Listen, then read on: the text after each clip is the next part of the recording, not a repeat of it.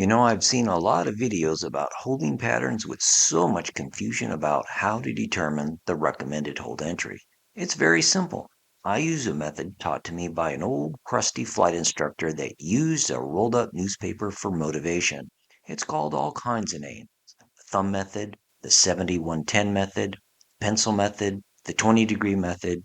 But what's for sure, this method works. Now, this lesson is just about the entry, not how to navigate to the fix, not about VORs, GPSs, not even about the hold itself, just the entry. First, let's look at the instrument ACS. It's right there under holding procedures that the applicant demonstrates an understanding of the recommended entry procedures and exhibits the skill to use an entry procedure appropriate for a standard, non-standard, published, or non-published hold.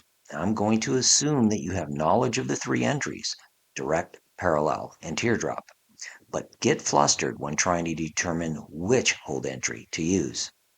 And if you don't have that knowledge, you'll want to figure that out first before continuing on here. Now, I'm only going to give you one entry example. You can use your application and correlation skills to apply this to other holds. One important thing to remember before we get into the details: keep this in mind.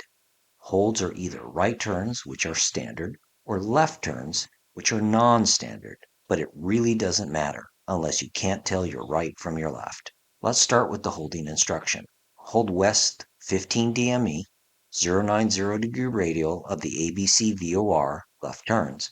Let's not worry about clearance limits or EFC times. Remember, this is just about the entry. Okay, you're going to be holding on the VOR's 090-degree radial, but you're holding west of the fix, left turns. Now say you're coming in from the southeast, turn direct to the fix. Now you're probably wondering how to navigate to the fix. Well, this lesson isn't about that. It's about the hold entry. Let's say this puts you on a heading of about 313 degrees. Since this hold is non-standard left turns, you're going to be interested in the left side of either the HSI or heading indicator, whichever you have.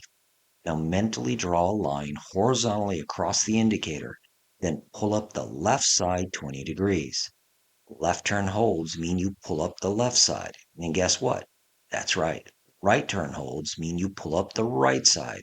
See, it's already easy. Next, from the center of the indicator, draw a line up that represents your heading. So you now have an indicator that's divided into three sectors. The smallest sector can be labeled teardrop, the next larger parallel, and the largest direct. Now find your hold's outbound course, which is 270 degrees. Here's something to consider. If you're holding west on an easterly radial, your outbound course is going to be opposite the radial. And if you're holding east on an easterly radial, your outbound course is going to be easterly. Now give this logic some thought for the other cardinal radials. So the outbound course for our example is 270 degrees. Find where 270 degrees is on the indicator and determine what sector that happens to lie. Well, guess what? This is a teardrop entry.